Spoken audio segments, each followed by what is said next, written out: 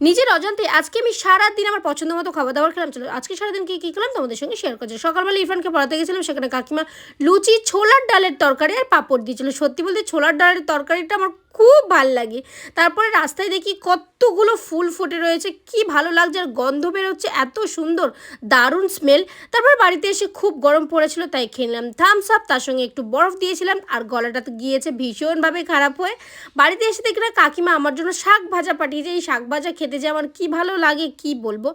বিকালবেলা চলে গেছিলাম সারফরাজকে পড়াতে, সেখানে সিমাই খেয়েছিলাম, একটু জুস খেয়েছিলাম, ম্যাঙ্গো জুস। সত্যি বলতে সিমাই খেতেও আমার সেদিন খুব ইচ্ছে করছিল। আজকে আমার দিনটাই হয়তো ভালো, ওই জন্য আজকে আমি আমার সমস্ত পছন্দ মতো খাবার দাবার খেয়েছি। আমার ফেভারিট চকলেট, আমার ফেভারিট চিপস, কুরকুরে সবটাই আজকে আমার দিন বলতে গেলে এটা। আমাকে এটা গিফট পাঠানো হয়েছিল, মানে আমার একটা বন্ধু আমাকে গিফট দিয়েছে। তারপরে পাপা এনেছিল থামস আপ। আজকের দিনটা তো আমার পছন্দ মতো খাবার খেয়েই কাটলাম। তোমাদের কেমন লাগলো জানিও। টাটা।